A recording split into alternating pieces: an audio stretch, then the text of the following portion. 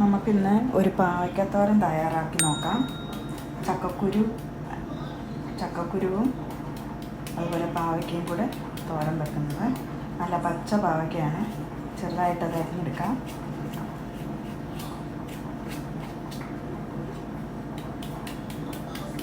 കുറച്ച് ഞാൻ അരിഞ്ഞായിരുന്നു. പൊടിയായിട്ട് അരിഞ്ഞെടുക്കണം, കൈയൊന്നും മുറിക്കാതെ.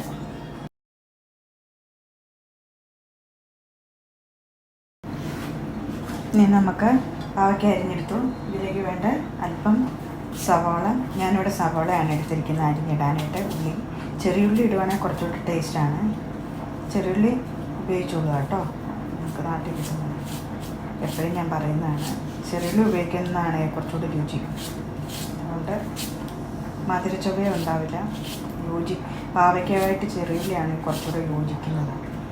ഞാനിവിടെ എൻ്റെ അടുത്ത് തീർന്നിരിക്കുന്ന കാരണം ഞാൻ സവാള അങ്ങ് ചേർക്കുന്നതേ ഉള്ളൂ. ഒരു ചെറിയ കഷ്ണം സവാള അരിഞ്ഞിടുന്നുണ്ട്, കൊത്തി അരിഞ്ഞിടുന്നുണ്ട്.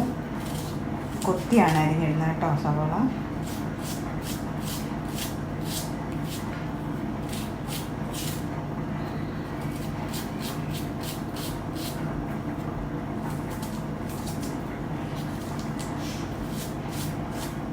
ഇങ്ങനെ വെക്കുന്ന പാവയ്ക്ക ഒട്ടും കയ്പ്പ് ഉണ്ടാവില്ല, നല്ല ടേസ്റ്റുമാണ്. ചക്കക്കുരുവായിട്ട് യോജിക്കുമ്പോൾ പാവയ്ക്ക നല്ലതാണ്, നല്ല ടേസ്റ്റുമാണ് ആ തോരൻ. പണ്ട് തൊട്ടേ ഞങ്ങളൊക്കെ ഉണ്ടാക്കുന്നൊരു തോരനാണ്.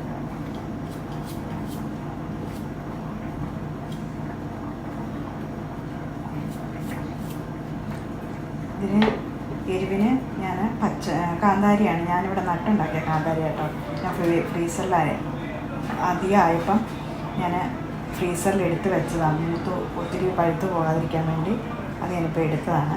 എൻ്റെ കാന്താരിയിൽ തന്നെ ഉണ്ടായതാണ്. അത് നമുക്ക് അരിഞ്ഞിടാം. പച്ചമുളകിനേക്കാളും നല്ലത് പാവയ്ക്കയ്ക്ക് കാന്താരി ഇടുന്നതാണ്.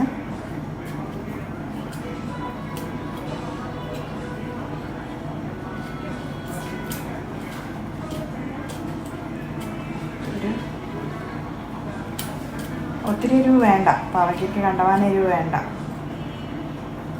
ഒത്തിരി എരിവായ എരിവ് മുന്നിൽ നിൽക്കും, അത് കൊണ്ടുവരാം. ചെറിയ 3-4 എണ്ണ ഇട്ടാൽ മതി.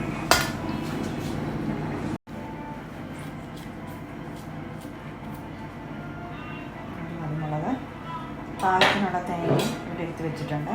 പാകത്തിനുള്ള തേങ്ങ ഇത് നമുക്ക് അടുപ്പത്ത് വെക്കുമ്പോൾ ഇട്ട് കൊടുക്കാം. ചക്കക്കുരു വേവിച്ച് വെച്ചിട്ടുണ്ട്, അത് അന്നേരം ചേർക്കാം. നമുക്കിനിയും ഉണ്ടാക്കാൻ നോക്കാം. നമുക്ക് പാവയ്ക്ക ഉണ്ടാക്കാൻ നോക്കാം, പാവയ്ക്കത്തോരൻ ഉണ്ടാക്കാൻ നോക്കാം. അതിന് പാത്രം വെച്ചിട്ടുണ്ട്, സ്റ്റൗ ഓണാക്കിയിട്ടുണ്ട്. നമുക്ക് പാത്രം ചൂടായി അല്പം എണ്ണ ഒഴിച്ചു കൊടുക്കാം കടുക് പൊട്ടിക്കാനായിട്ട്.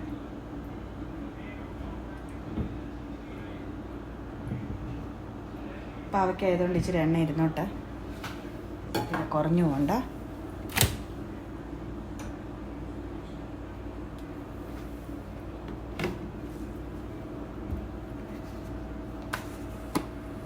എണ്ണ ഒന്ന് ചൂടായിക്കോട്ടെ.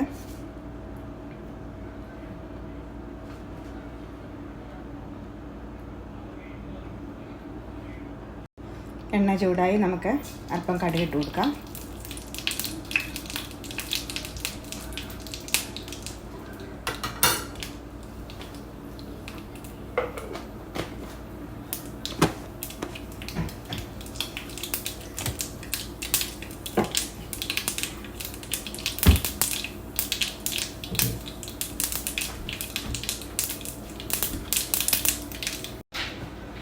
ഇതിലേക്ക് നമുക്കൊരു വത്തൽമുളക് ഇട്ട് കൊടുക്കാം, രണ്ടായിട്ട് മുറിച്ച് ഇട്ടേക്കാം. ഇതിലേക്ക് നമുക്ക് അരിഞ്ഞു വെച്ച പാവയ്ക്ക ഇട്ട് കൊടുക്കാം. അരിഞ്ഞു വെച്ച പാവയ്ക്ക ഇട്ട് കൊടുക്കാം.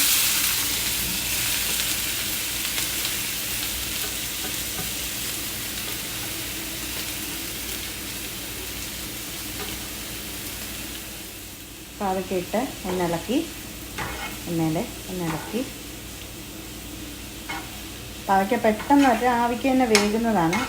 അതുകൊണ്ട് നമുക്ക് ഇവിടെ ചക്കക്കുരു വേവിച്ച് കുഞ്ഞതായി ഒരു 3-4 പീസായിട്ട് മുറിച്ച് മുറിച്ച് അത് വേവിച്ച് വെച്ചിരിക്കുന്ന ഉപ്പും കൂട്ടി വേവിച്ച് വെച്ചിരിക്കുന്നതാണ്. അത് നമുക്കിതിൽ ഒപ്പം തന്നെ ഇട്ട് കൊടുത്തേക്കാം.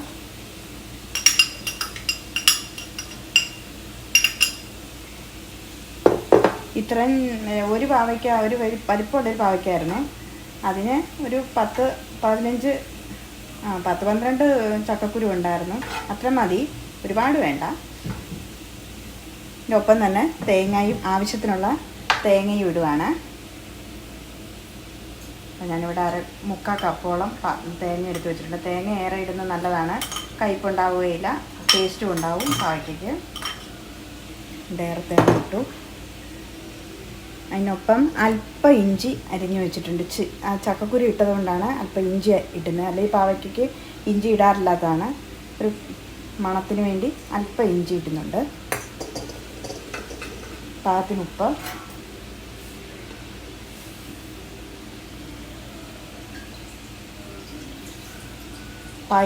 പാവയ്ക്ക കയ്പുള്ളത് കൊണ്ട് ഉപ്പിച്ചിരി ഇടുന്നത് നല്ലതാണ്. ചക്കക്കുരുവിന് ഉപ്പിട്ടാൽ അതുകൊണ്ട് അതിന് വേണ്ട, പാവയ്ക്കൊക്കെ തേങ്ങയ്ക്കും കൂടെ ഉള്ള ഉപ്പിട്ടാൽ മതി. ഇനി നമുക്ക് ഇളക്കി യോജിപ്പിച്ച് കൊത്തി വെക്കാം. അപ്പോൾ കരിവേപ്പിലയും കൂടി ഇടണം. അല്പം കരിവേപ്പിലയും കൂടി ഇട്ട് എന്നിട്ട്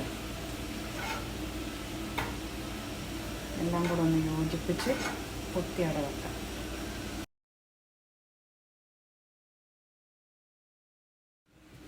അടച്ചു വെക്കാം. ഇനി അത് ഒരു 5 മിനിറ്റ് തന്നെ വേണ്ട, അപ്പോഴത്തേക്കിനും ഒന്നുകൂടെ ഒന്ന് തിരിച്ചിടണം. 5 മിനിറ്റ് വേണ്ട, ഒരു 2 മിനിറ്റ് കഴിയുമ്പോൾ നമുക്കൊന്ന് തിരിച്ചിടണം. അതുവരെ നമുക്കൊന്ന് തുറന്ന് നോക്കാം. തിരിച്ചിടാം.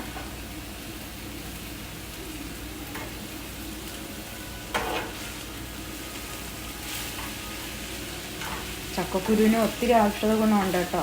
ഞാൻ ചക്കക്കുരുവിൻ്റെ കാര്യം പറഞ്ഞില്ല, കൂട്ടത്തിലിട്ടതിൻ്റെ കാര്യം പറഞ്ഞില്ല. നമ്മുടെ ചക്കക്കുരു സൂപ്പറാണ് കേട്ടോ. ഷുഗറൊക്കെ കുറയ്ക്കാൻ ചക്കക്കുരുവും ചക്കയും ഒക്കെ നല്ലതാണ്.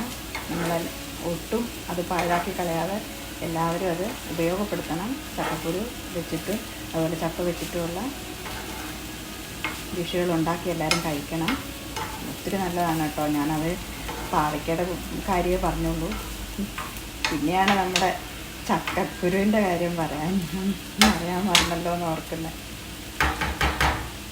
അവനാണ് സൂപ്പർ. ഒന്നുകൂടെ അടച്ചു വെക്കാം.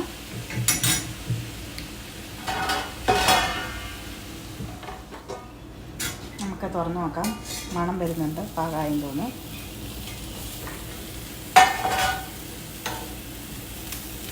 നല്ല മണം വരുന്നുണ്ട്. വെന്തതിൻ്റെ പാകത്തിന് വെന്തതിൻ്റെ മണം വരുന്നുണ്ട്. പാവയ്ക്കത്തോറിൻ്റെ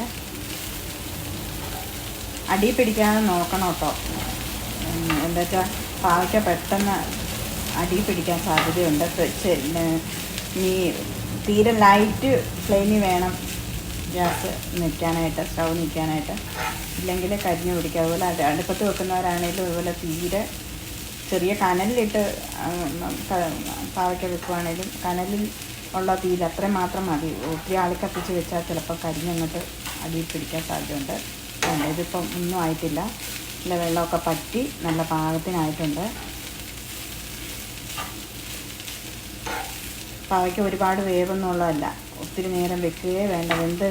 വേവ് അധികമായി പോയാലും അതിൻ്റെ രുചി കുറയും അനുഭവമാണ്. അങ്ങനെ ചെയ്യരുത്. അങ്ങനെ ചെയ്താൽ ടേസ്റ്റ് ഉണ്ടാവില്ല. ഒരു പാകം 6-7 മിനിറ്റും കൊണ്ട് റെഡിയാവും പാവയ്ക്ക. ഒരു പ്രാവശ്യം ഒന്ന് തിരിച്ചിട്ട് കൊടുത്താൽ മതി. ഇപ്പം നല്ല പാകത്തിനുള്ള പാവയ്ക്കത്തോരൻ ഇവിടെ റെഡിയായി. ഉപ്പൊന്ന് ഞാൻ നോക്കിക്കോട്ടെ. ഉപ്പൊക്കെ പാകാം.